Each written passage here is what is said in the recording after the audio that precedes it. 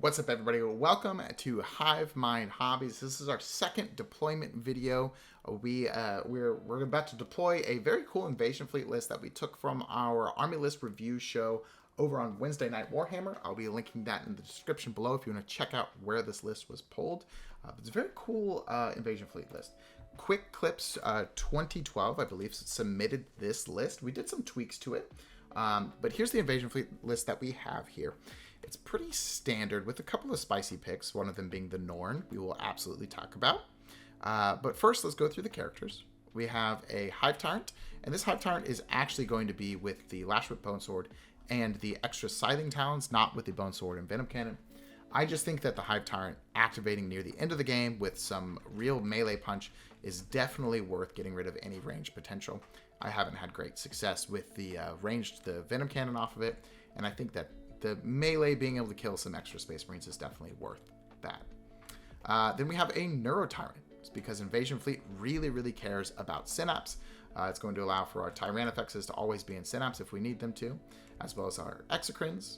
And then it is going to give a chance, and I will show this in our deployment, hopefully, it's going to give a chance for our Lictors to get up to that sweet Strength 8 in Synapse. So pretty cool stuff there. Cool. So those are our characters besides our Broodlord right here. This Broodlord is going to be with Perfectly Adapted. So he's going to get a free reroll for charge or invulnerable saves, basically, because he's going to reroll almost everything else. Then he's hanging out with 10 Genestealers. This is one of my favorite units in Invasion Fleet. It just carries all the buffs that Invasion Fleet wants to give you very well. Crits on 5s with that stratagem is incredible with sustain or lethals.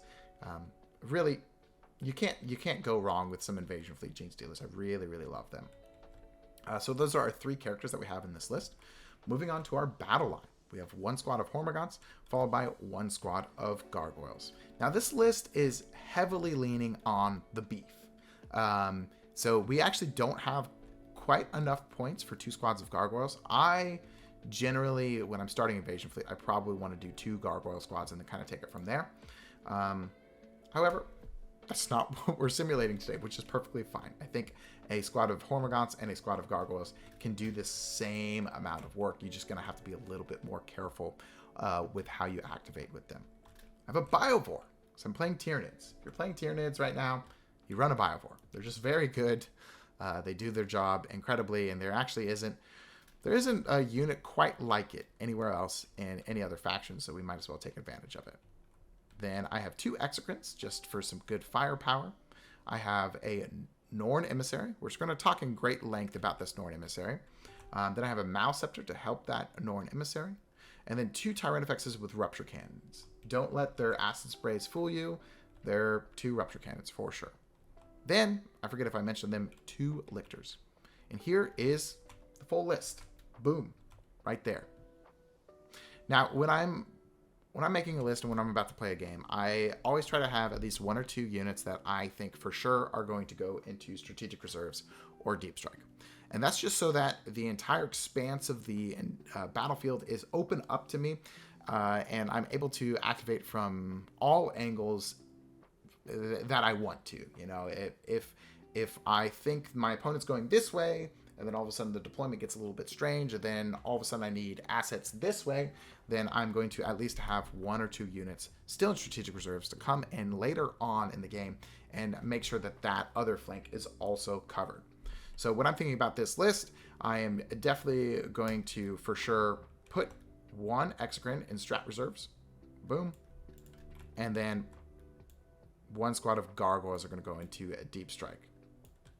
For those 2 units, the reasons are, of course, Exocrine, I want him to come on turn 2 or turn 3 and either just give his reroll 1s buff to a unit that maybe only 1 Tyrannifex can see, and so that Exocrine's just going to help that Tyrannifex activate a little bit better. Or maybe there's like a scouting or there's a skirmishing unit off to one flank that the Exocrine needs to take out.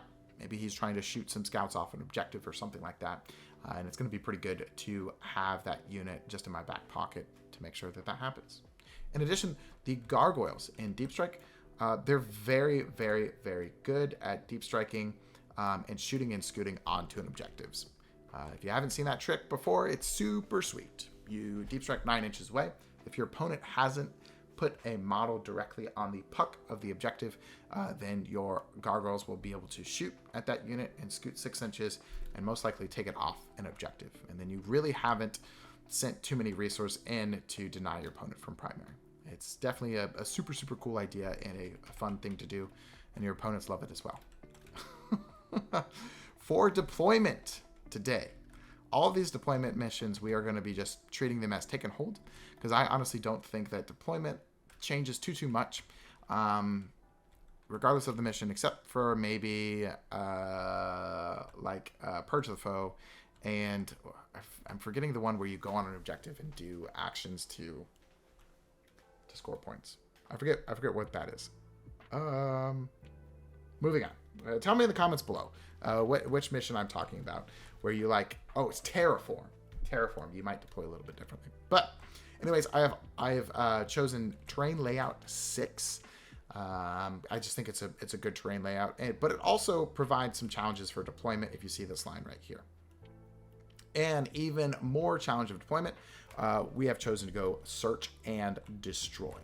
So that is another challenge to deployment, and also another reason to put at least one Exocrine in strat reserves.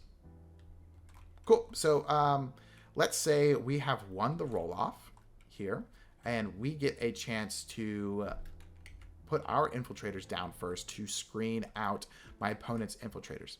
And the reason why that's so important is the early stages of our deployments, we really want to try and find a path for our Genestealers to scout up and then move again and put early pressure on our opponent, especially on search and destroy. For instance, if we're very aggressive, we put our Genestealers here, they move 16 inches, boom, they're in my opponent's deployment zone turn 1. And then they get to charge, pile in, consolidate, and really cause a mess for everything my opponent has put on the front line. So if we win, we want to be a little bit aggressive about our infiltrate deployment, just so our Genestealers will have that ability to infiltrate up and be very annoying. So the thing that I probably would do, so if we put our Lictor here, then that means my opponent's infiltrates closest they could get. And we're going to go through a couple options, see what's the best. Is right there. So our Genestealers would be able to scoot up just a tiny bit, not too much. Here's the question. Do we do this and put my Lictor directly 9 inches away from my opponent's deployment zone just to be as annoying as possible so that my Genestealers get way farther up? Or do we play them back and just know that maybe my Genestealers don't get to activate as well? Maybe they're going to have to go this way. They go 8 here and then 8 up. It's still probably a pretty good charge. Interesting. I think we probably want to be a little bit more conservative. So if we go here, and we're screening out all of this business. Boom. Boom. So we can't, our opponent is not able to put anything over there or over there. We're not on the objective, but our Lictor, if we do go first and we need to be on the center objective, our Lictor can go and jump on that objective. And it's also screening out quite a bit over here. Okay. And one reason I'm going to get to in a second as to why we are not putting a Lictor over here heavily has to do with our Norn Emissary. And I'll get to that in a moment. All right. So let's say our opponent puts an infiltrating unit and puts it like over here or something, yada, yada, and then that's over there. Okay. I think probably the correct move for them is to put an infiltrating unit here. This is a pretty strong spot for an infiltrating unit. For most armies, it's pretty annoying to get over there. So let's say they put an infiltrating unit over there, and then we are actually going to do the same thing with the Lictor. Just put some extra pressure over here. And you know what? We could even... we probably want to go here. Just make sure that this Lictor is super, super, super safe. Now, this is pretty aggressive on both of these Lictors. There's also just a case that we kind of just want to put the Lictor like here, and so that he's just safer for the rest of the game, and then he could just do whatever he wants for round over. Let's say that we put that Lictor there, so he's going to be safe there. We're going to put an inch off the wall. He's got lone op, so your opponents are going to have to go all the way out to here in order to get activated into the lictor. And then at that point, we're going to shoot them with a bunch of excrements and stuff, and it'll be fine. Okay, cool. So 2 infiltrating units are down. That's it for the infiltrating war. There's no other cute things happening. Then as we get through deploying, we do what I like to call the stuff that doesn't matter first. The stuff that your opponent knows is going to go most likely, and also the stuff that you know is going to go, so that you don't really have to waste any of your brain power on these other early game or early deployment phase deployments. So next thing is going to be the Biovore is going to drop down. And I like to automatically put my Biovore just barely touching the objective, so I don't really have to remeasure about screening my backfield here. Okay, so it's already screened out pretty much. I think like there's an inch or so right there. If you're playing against Tyranids, maybe they sneak a Spore Mine back there. But before you get to round 2, you can probably just scoot it back and then it'll be fine. Okay, so Biovore goes down there. Next, we probably want to do another unit that doesn't matter too much. So I'm going to say we are going to put our Hormagaunts here. We're going to scoot these guys up. And on this map, the couple of angles to be wary of is this one right here. It's going to catch a Hormagaunt just like that. So what we want to do is we want to chain these guys back a little bit. Check that angle again. And rotate this guy's tail so he cannot be seen. Boom. Go like this. Go like this. Something like this. Alright, so Hormagaunts are down and they are pretty safe right there. And what I would do at this point, actually, and you can do this in your deployment, you know, just tell your opponent what you're doing and make it sure.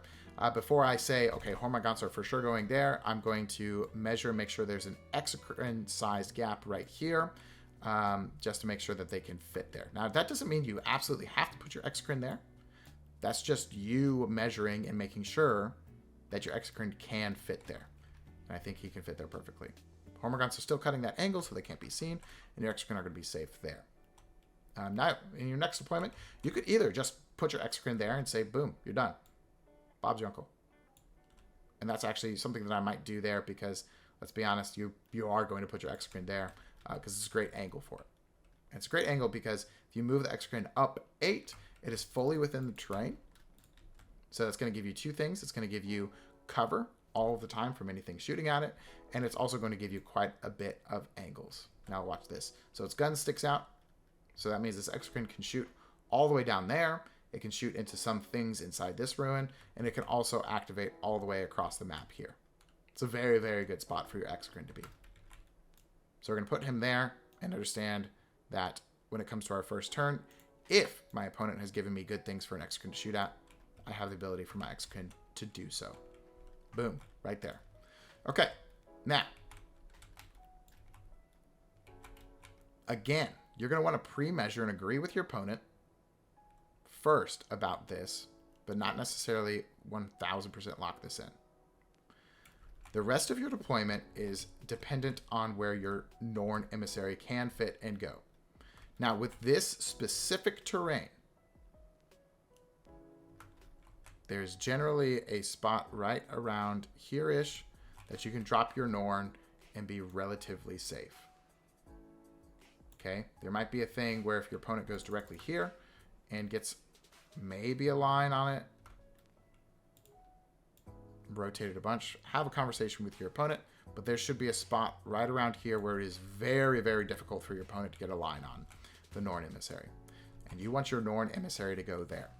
Now, some people might be like, now Jordan, don't you want your Norn to go to the center objective? The answer is absolutely not.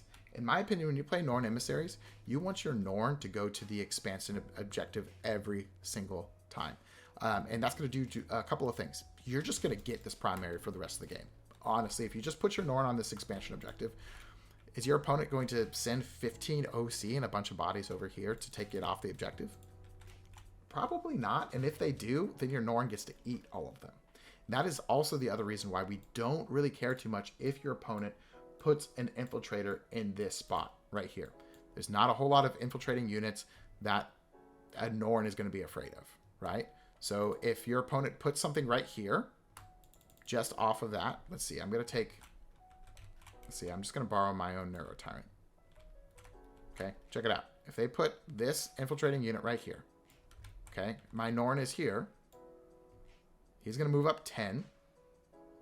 Right there. Now, he was already on the objective, and that's another thing to pre-measure. Make sure your Norn can step onto the objective turn 1. And, I mean, it's not super, super likely, but if he makes an 8-inch charge to get rid of one of your opponent's skirmishing units early on in the game, it's fine. Super good. Not a problem at all. All right? So put your Norn closer to the natural expansion. Pre-measure to make sure you can step on turn 1. And if your opponent wants to put a skirmishing unit out there for your Norn to kill, I'm fine with that, you know. Cool stuff. So once you and your opponent have agreed on lines of sight with a Norn, again, this Norn is pretty safe here. And hopefully you have been able to, you know, bait out your opponent's firing units pretty early on to make sure that that angle doesn't exist. Then you can put it there. Now, here's the thing you can also do is, if your opponent really is going to go for that angle, put a Tyrannofex right here, so that if your opponent steps out to try and get 1 or 2 activations into your Norn, say, okay, awesome, my Tyrannofex is also going to shoot back at you the next turn. So that could be another big deterrent for your opponent. And maybe in that case, you actually drop the Tyrannofex out here first, because that's pretty annoying for an opponent to deal with, is a Tyrannofex that is absolutely going to have a 5 of Feel No Pain and blanking a damage. Seems pretty good. And then that's also going to give cover fire for your Norn. Tyrannofex goes down there. Maliceptor we want to be pretty aggressive with. And I think there's also a pocket for the Maliceptor to go here as well. Again, it might be the same case of if they go out here, then maybe they get a slight angle of the Maliceptor. Again, this is a point where you start kind of seeing where your opponent's shooting weapons are going to go and make sure that all of your big bugs are safe if they need to be. Okay, but I do like a Maliceptor there. Now, we're going to talk about the trick with Genestealers and scouting. So we already said that Genestealers are probably going to scout in this direction and then scout up and then move up again to threaten an early like attack on a skirmishing unit or just trying to tie up your opponent in the deployment zone. Here's a trick with Broodlords and Genestealers. When you deploy them, again, have a conversation with your opponent and triple check. I think this terrain is not locked. Anyways, it's going to bother me, but it's okay. Have a conversation with your opponent and make sure that you have enough space for your Genestealers, if you don't go first, to scout backwards 8 inches so that they can all fit within inside this building. All right? So what you can do is say, hey, I'm going to put these Genestealers here, and I'm just going to check real quick to make sure that if I don't go first, that all of these Genestealers are going to fit inside this building. And oftentimes what I would do is deploy them first here inside the building, super, super safe, right? Make sure everybody's safe. Let's pretend that these guys are also safe. And then I'm just going to talk with my opponent and say, see, I hate this building. And then I'm going to talk with my opponent and say, okay, now I'm going to move them here and make sure you and your opponent both agree that your Genestealers could 1000% scout backwards and be safe within that terrain so they can't get shot at turn 1. It's almost like doing your scout first and then seeing where they can go. But, wow, this building. Okay, lock it in place. Goodness gracious. That building is a paid actor. Anyways, so you can pre-measure where your Genestealers will be so that they are safe and sound. So there's no reason to worry about your Genestealers getting shot at turn 1, even if you are not going first.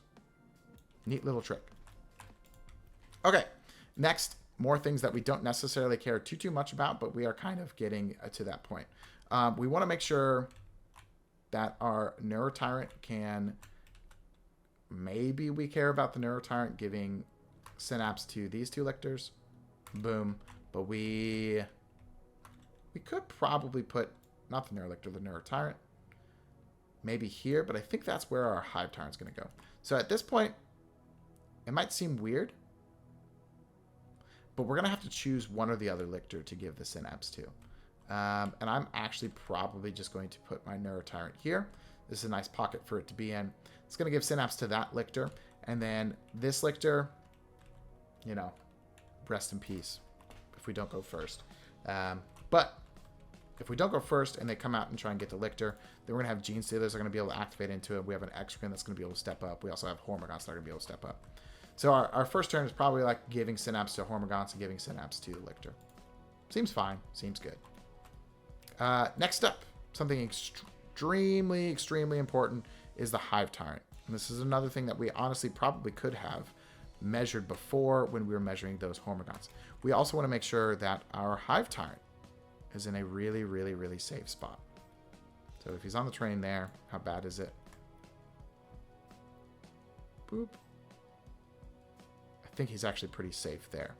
And then he's also going to be safe behind this terrain as well. And that's just going to help us. If the X-Grain wants to step up, then the Hive Tyrant can help you there.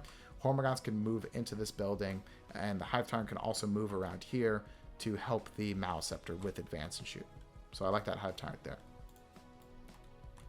Last but not least, with our deployment, we're going to drop a Tyrannofex here.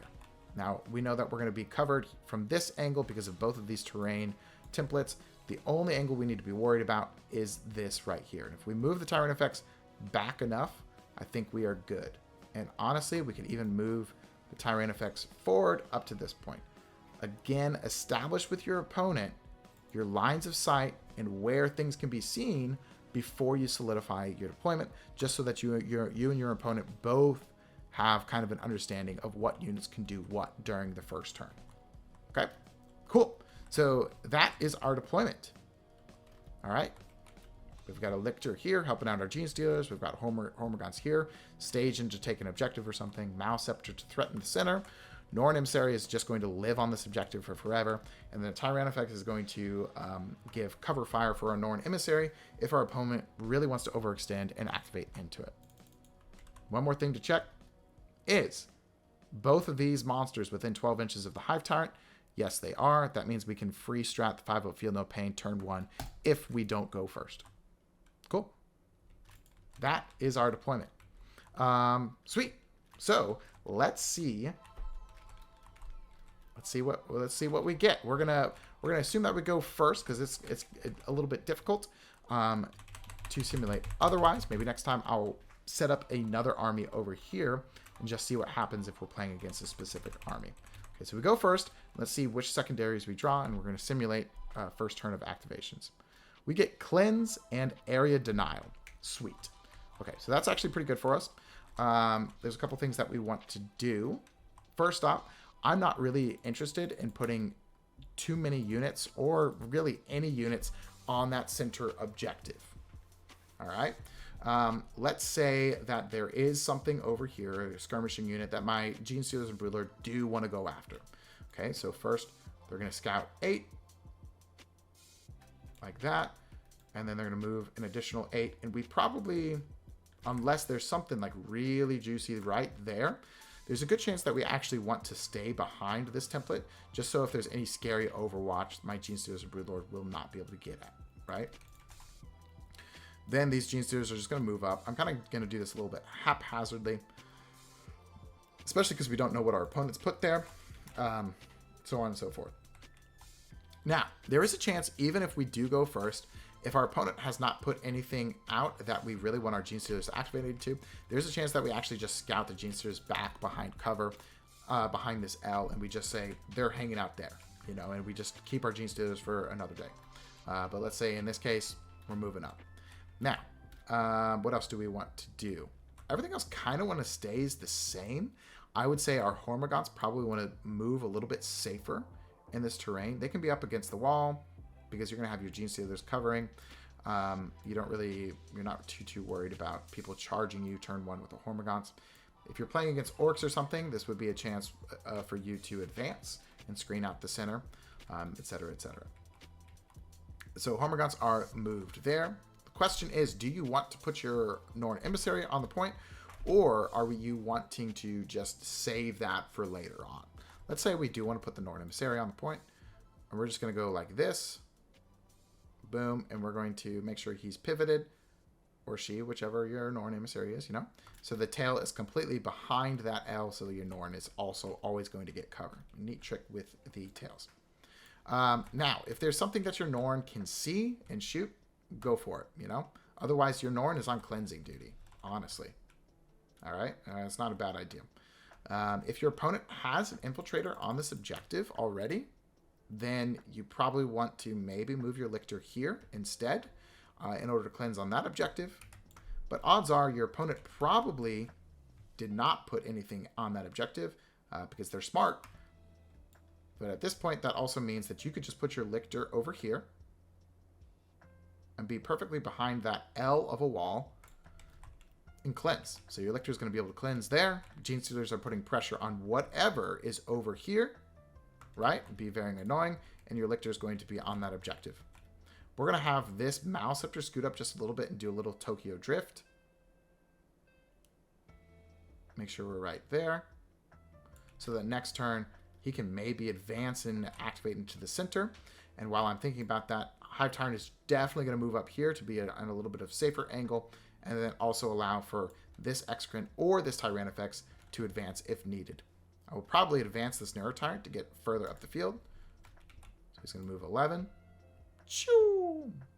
And put a Neurotyrant up there. I kind of like being aggressive with my Neurotyrants just because the Flamer is kind of good. And also, after Shadow in the Warp, if they're not around, I'm not too worried about it. Now, last but not least, we have one more secondary that we need to make sure that we score for full, and that's going to be Area Denial. Did you know? Spore Mines, they score for Area Denial. Whoa! So we're going to do that. We're just going to shoot a Spore Mine in the center. So this is allowing for us to score Area of Denial without really committing any resources. Genestealer pressure on this flank by our opponent. Lictor is over here contesting this objective. Just some really good stuff, right? So if your opponent wants to come over here and fight the Lictor, then your Exocrine can just move up, right? And then shoot at whatever's over there. Same thing with your Tyrannifex, okay? So they really actually are kind of annoyed by this Lictor. Hormagaunts are going to go here to threaten an OC bomb on this objective, or honestly, even on that objective too, because they advance and charge. Maleceptor is here to also threaten the middle again. And then Tyrannifex is posted up here to support fire anything that comes into the Norn emissary. Looking at the next turn, one of my favorite spots to put the Exocrine on turn 2, especially on Search and Destroy, is boom, right there. Okay? Because that's going to allow for a bunch of different angles in this upper left corner, and it's also going to, again, support our Norn emissary. In addition, our Maleceptor has the option to just go into this center of the terrain, still projected 6-inch aura out a pretty good amount. If anything comes over here to melee with the Norn, it would actually probably be over here. And then go from there. I'm probably going to be a little bit castly, a little cagey with my Lictor. So it's like that. And then, yeah, that's turn 1. Deployment and scoring for Invasion Fleet. Let me know what you guys think. I think that these deployment videos are pretty fun to make. Last one seemed like a lot of people liked it. So if you enjoy the content, let me know in the comments below. Thank you so much for supporting the new channel. Really appreciate reading all the comments. All the subscriptions are incredible, of course. And I hope this is useful for you. Thanks, everybody. I will see you next time. Bye. All right, everybody, that is it for today's deployment video. Thank you so much for watching.